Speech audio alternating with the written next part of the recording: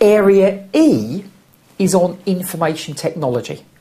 This is linked very closely with the previous section.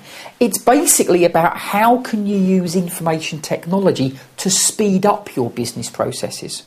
One of the areas that comes up on a fairly regular basis will be things like, how could we use the internet perhaps to speed up our business processes and make them more efficient? How could we use the internet to make our business processes more effective, doing what customers actually want? Now, the good thing about this section, it's not technical. The examiner is not going to say, what operating system could you use? What software would you use? What kind of computer would you use? He doesn't care about those things. All he cares about in this particular part of the syllabus is how could you use IT basically to make your company more efficient and more effective. Now, this has been tested 3 of the first 6 papers. Compulsory question, interestingly enough, it's appeared twice. It's actually appeared quite a lot in the compulsory sections. Average marks, when it appears, 9.3. So when it is there, it's a fairly big topic, fairly major topic. The next section we've got is on quality. Now, quality is one of these areas that I would imagine most of us probably can work out what's going to be in this part of the syllabus. We are a company, and I said to you earlier, one of the things that you may have in these more detailed sections of the syllabus is there may be a problem. Something's going wrong. Quality could obviously be going wrong. Now, what does it matter? Why does it matter if quality is not very good? Well, if quality is not very good, perhaps your customers will stop buying your products. Perhaps your customers will stop coming back to you again. Now, if that's what happens, I don't care what strategy you are following. I don't care if you've got the best idea in the world for your company to be successful. If customers say the quality is poor, they won't buy anything from you. So in the quality section of the syllabus, we're looking at what could go wrong, what do customers look for, and then how can you make sure that the quality is acceptable. Doesn't necessarily have to be brilliant, because obviously it depends how much they've paid for it. If they've paid a lot of money, they want very good quality. If they haven't paid a lot of money, they might be happy to settle for a slightly less good quality product. But it's got to be good enough to keep them happy. What happens if it isn't? How can we make sure it is? That's the sort of thing that comes up in the quality section. And again, you can see that's been tested a lot. But interestingly, 5 out of the first 6 papers never tested so far in the compulsory question. So that tends to come in section B. When it is there, 13.6 marks on average. So it's quite a lot of marks when it is there. Again, I cannot stress this enough. Although you need to know theories about quality, like you do with all the other areas, it's going to be, here is a company with a problem. What problem do they have? How should they solve it? So again, it's going to be very, very practical. Section G is on project management. 4 times examined out of the 6, although never in the compulsory section, but look at how many marks we get. When it's there, that is a big, big topic. 18.8 marks on average. So project management is a very, very big topic when it's there. What is project management? And again, because this is an introduction, this is only a very brief overview of what it is. A good example of a project that would be tested within this part of the syllabus would be something like redesigning a website for a company. Now, that's not necessarily a whole strategy. It's one particular part of it. So we want to redesign our company's website. That is a project. Now, again, like with all of these areas in P3, what could go wrong? We're going to redesign our website. What could possibly go wrong? We might spend too much money. Poor project management. We might deliver it late. Poor project management. We might deliver a website that actually is very, very difficult to use, so customers don't bother. poor project management. So project management is about how do you make sure that a definite thing that has a start and an end. You know, we're going to start redesigning the website and that's the date when it has to be ready by. We have to make sure it's done properly or it will be late, over budget, and it won't do what the customers actually want.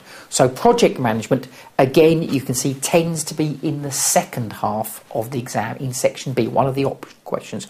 But again, when it's there, tends to be quite a big deal. Financial analysis.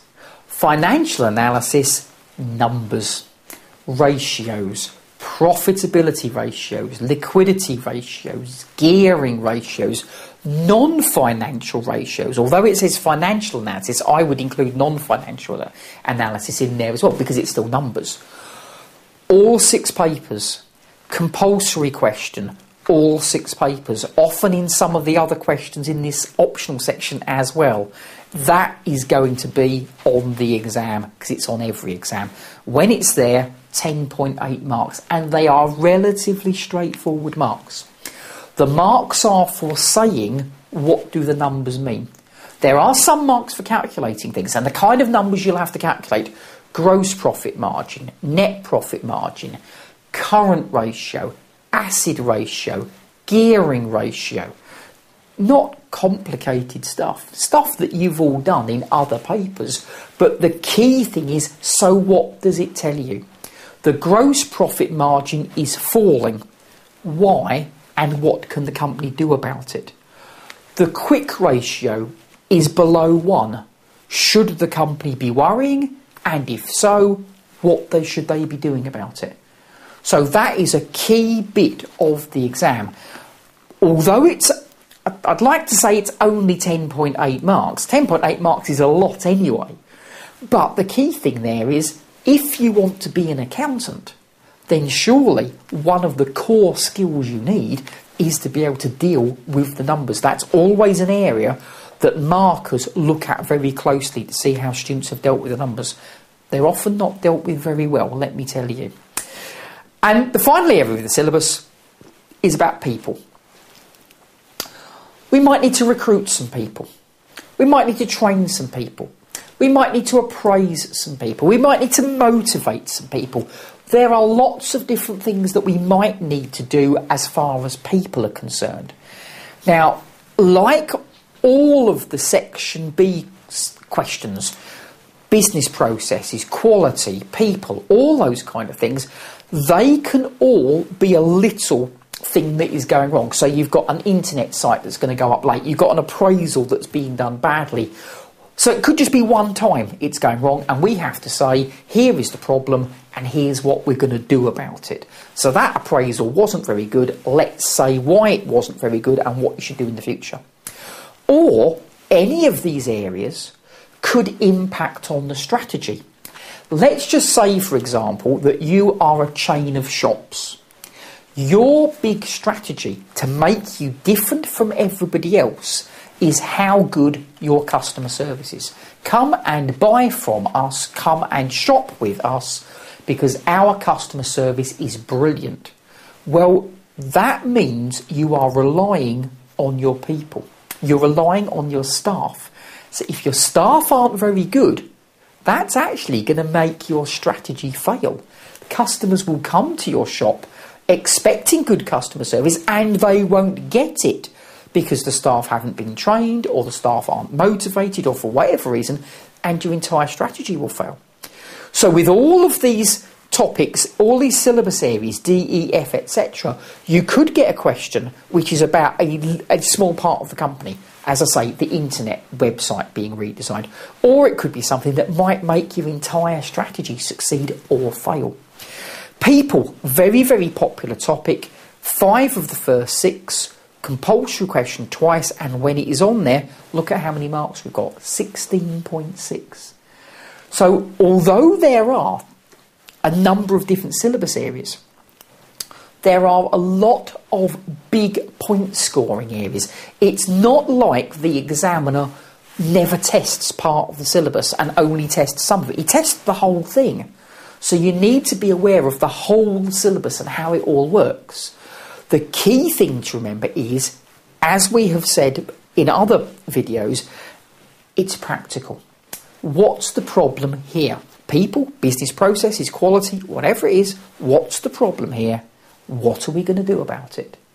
But if you know all the areas of the syllabus and you can answer questions on any area of the syllabus, you are obviously going to be more prepared and more able to give sensible solutions in the actual exam.